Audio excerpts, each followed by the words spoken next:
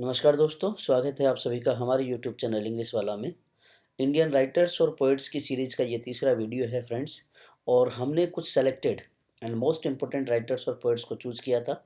और तीसरे वीडियो में देखते हैं हम लोग कमला दास को। कमला दास के बारे में जो डिटेल्स हैं वो यहाँ पे दी गई हैं। Kamala Suraiya also known by her one time pen name Madhavi Kutty. देखिए, कमला दास का नाम कमला सुरैया भी था और साथ ही साथ उनका वन टाइम पेन नेम यानी जो निकनेम उन्होंने रखा था माधवी कुट्टी भी रहा था। कमला दास जो एक इंडियन इंग्लिश पोइट थी और मलयालम ऑथर थी फ्रॉम केरला। बहुत ही इंपॉर्टेंट, प्रोमिनेंट और बहुत ही फेमस मलयालम राइटर रही हैं ये केरला की। An introduction, this is a poem by Das यानी Kamala Das which has famous line. देखिए, एन इंट्रोडक्शन एक पोएम है और वर्ल्ड फेमस पोएम है ये कमला दास की। इनमें इस पोएम में से एक लाइन ली गई है जो बहुत ही पॉपुलर। और फ्रेंड्स मैं आपको बता दूं, ऐसे ही लाइंस, कोटेशंस जो इम्पोर्टेंट फैक्ट होते हैं वही अक्सर एग्जाम में पूछे जाते हैं। तो देखिए, इसमें लिखा हुआ था, I am an Indian very brown, born in Malabar, I speak 3 languages, write in 2 and dream in 1।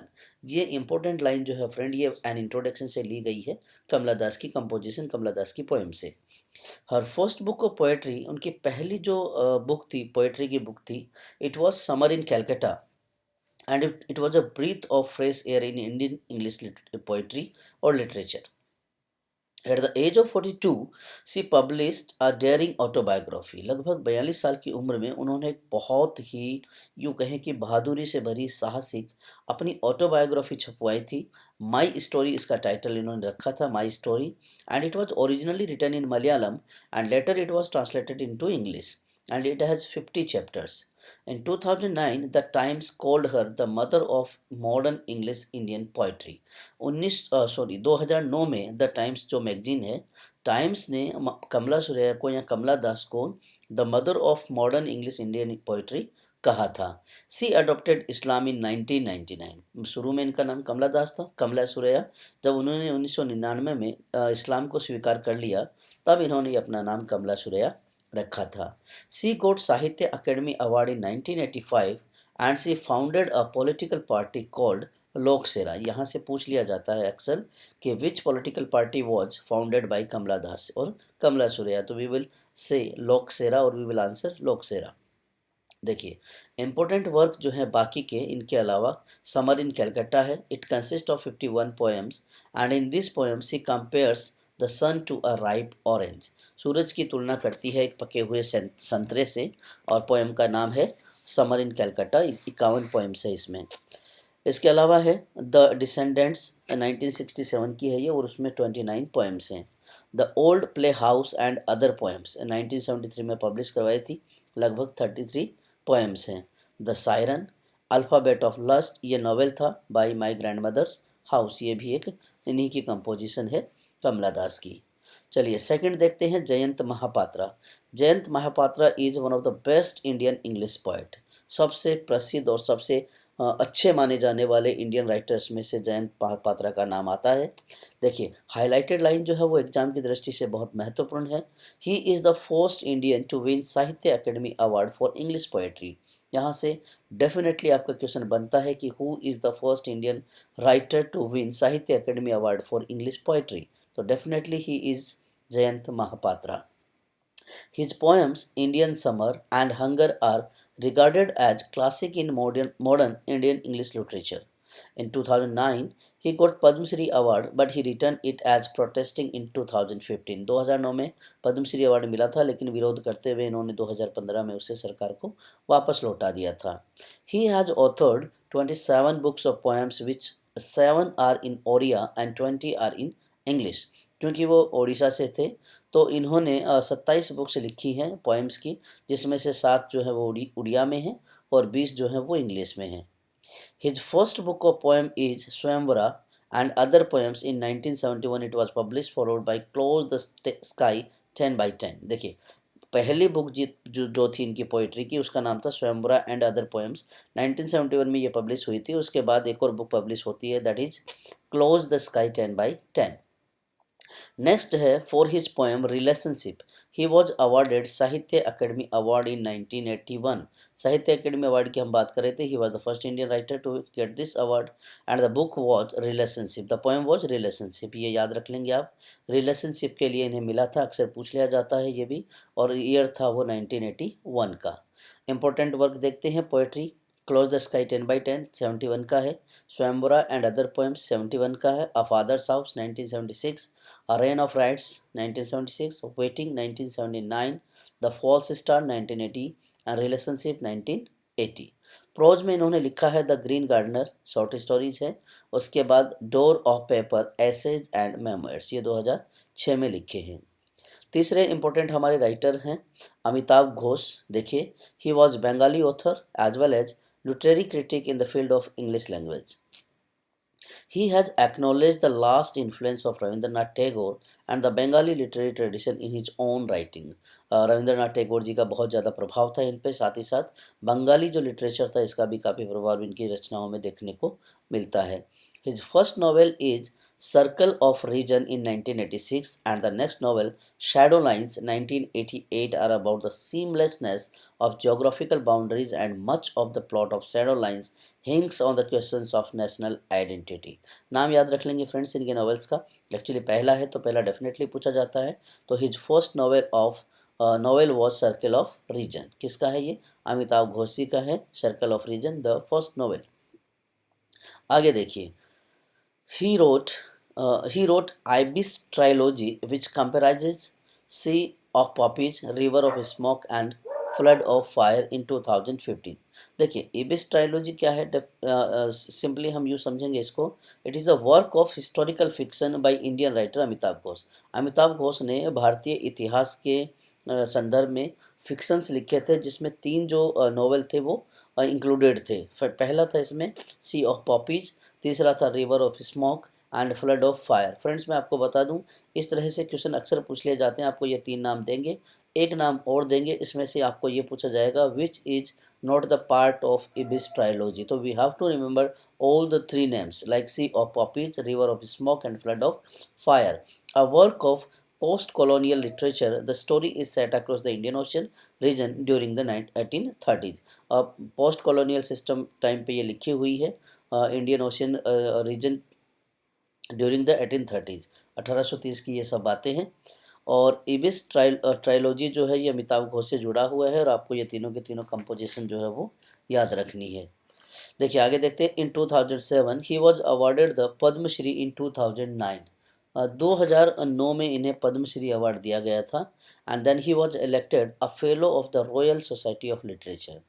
Important है। In 2015 he is named a Ford Foundation Art of Change fellow. ये कुछ इनके अवार्ड वगैरह हैं, और जो भी इनको ऑनर्स मिले हैं वो सभी याद रखने, अक्सर एग्जाम से पूछ लिए जाते हैं ये। देखिए, he wrote the Calcutta chromosomes in 1995, the glass palace 2000, the hungry tide 2004 and sea of poppies 2008। The first volume of Ibis trilogy set in 1830 just before the opium war which oriented the colonial history of the East. 1830 में जब ibis trilogy का पहला volume लिखा गया था, तो ये उस समय की बात है जब पूरे दुनिया में ओपियम वार छिड़ा हुआ था कॉलोनियल सिस्टम में, और ये पूरे कॉलोनियल हिस्ट्री को जो है वो दर्शाता है, उसको उसी उसी को समाहित करता हुआ ये बताता है। इन 2011 he wrote a fiction river of smoke. 2011 में उन्होंने एक फिक्शन लिखा था जिसका नाम था river of smoke. Ghosh notable non fiction writing are. जो नॉन फिक्शनल राइटिंग्स हैं उनकी वो इम्पोर्टेंट है, देख लीजिए। उनमें से ये है, एक तो इन एन एंटिक लैंड 1892 का है ये, dancing in Cambodia and at a large in Burma in 1998। ये 1992 है फ्रेंड्स, मिसप्रिंट हो गया है ये। And the countdown is 1999। Important work of Amitabh Ghosh, ये हमने अभी देखे थे, कुछ और देख लेते हैं। पहला है the circle of reason. Main character friends अक्सर पूछ लिए जाते हैं, तो मैं आपको हाईलाइट करके ये बता देता हूँ कि द सर्कल ऑफ रीजन में मैन कैरेक्टर्स है बलराम और नचिकेता बोस।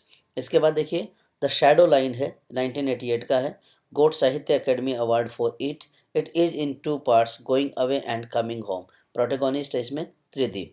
देखिए, बहुत इंपॉर्टेंट है क्योंकि 2 पार्ट में है ये, going away and coming home. Protagonist हैं इसके, यानी जो मेन कैरेक्टर मेन हीरो हैं वो हैं Tridip. The Calcutta chromosomes in 1995, it is set in Calcutta, क्योंकि नाम से हमें समझ में आ जाता है। देन प्रोटोगोनिस्ट कौन है इसके, मुरुगन है, और साथ ही साथ में अंतर है।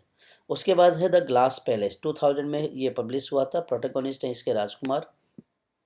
It is a historical novel set in Burma, Bengal, India and Malaya, spans a century from the fall of Kornborg dynasty in Mandalay through the World War II to modern times. And the last one is The Hungry Tide in 2004, and protagonist is Fokir Kanaidat. याद रख लेंगे ये नाम, important है। Exam में अक्सर आपसे characters पूछे जाते हैं, कंपोजिशन पूछी जाती हैं और उनकी सेटिंग्स पूछी जाती हैं कि किस बैकग्राउंड पे वो लिखी हुई हैं। देखिए important quote from the novel, उनका एक नॉवेल है जिसमें से इम्पोर्टेंट ये कोटेशन लिया हुआ है।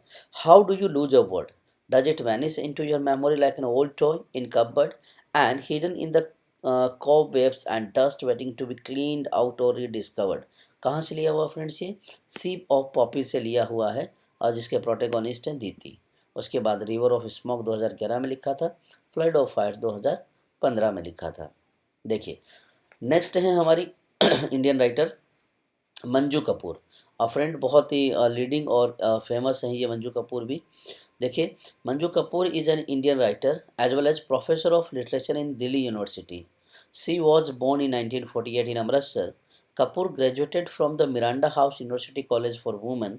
Her first novel difficult daughters, very important friend, याद रख लेंगे आप इसको, क्योंकि मॉडर्न टाइम के जो राइटर्स हैं अक्सर इनसे क्वेश्चन बन जाते हैं, ना केवल आरपीएससी सेकंड ग्रेड में, आरपीएससी स्कूल लेक्चरर में भी, साथ ही साथ जो टीजीटी पीजीटीज के एग्ज़ाम हैं, चाहे वो एनवीएस के हों, केबीएस के हों या फिर DSSB के, यहाँ से क्वेश्चन ज़रूर बनते हैं।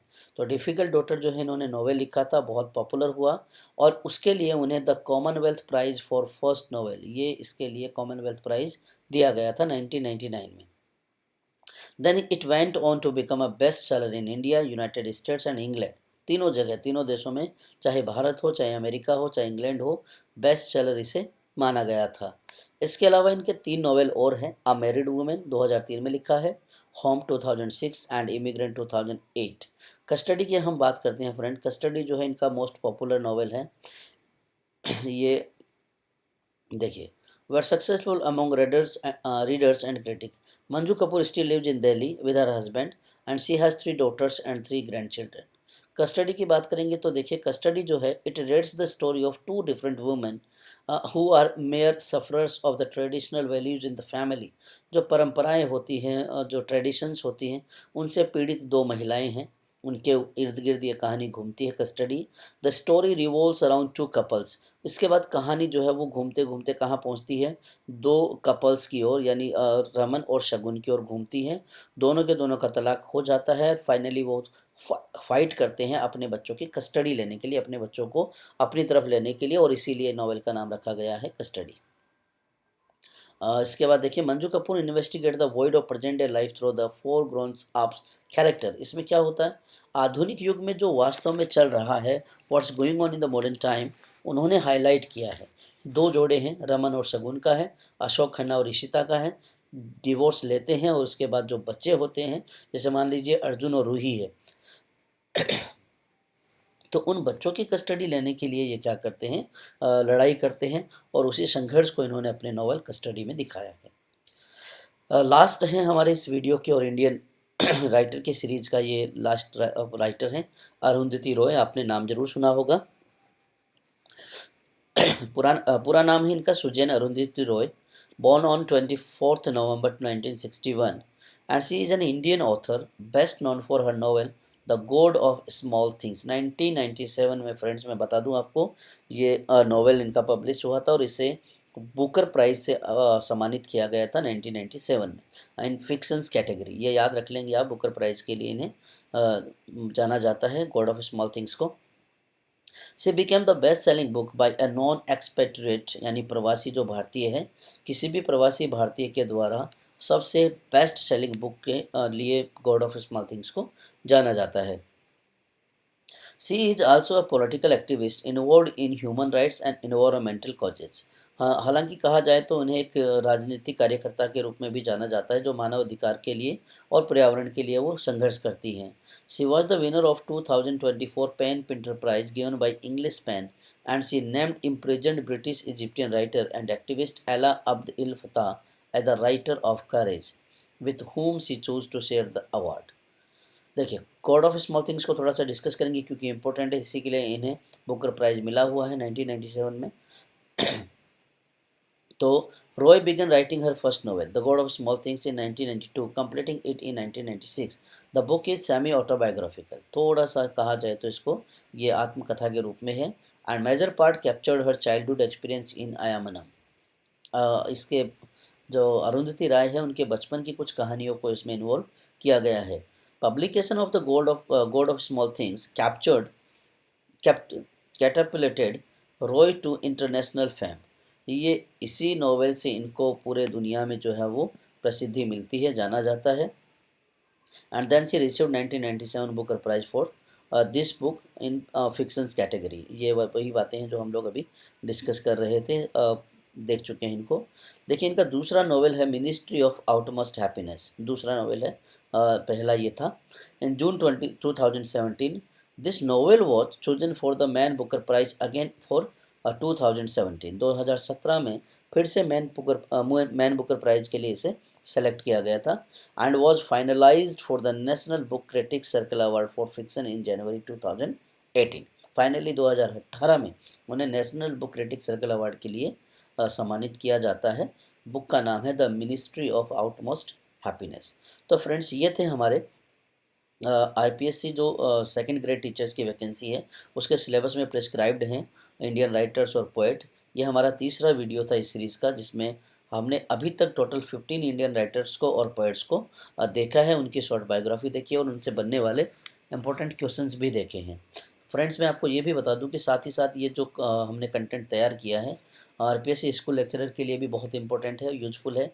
टीजीटी पीजीटी के जितने भी एग्ज़ाम होते हैं, चाहे एनवीएस हो, चाहे केवीएस हो, चाहे डीएसएस भी हो, सभी के लिए ये सिलेबस जो है बहुत ही इंपॉर्टेंट है और अक्सर इनसे क्वेश्चन पूछे जाते हैं। उम्मीद है आप वीडियोज़ को एंजॉय कर रहे होंगे, अपनी प्रिपरेशन को कंटिन्यू कर रहे हैं। हमसे जुड़े रहिए, चैनल को शेयर करिए, सब्सक्राइब करिए।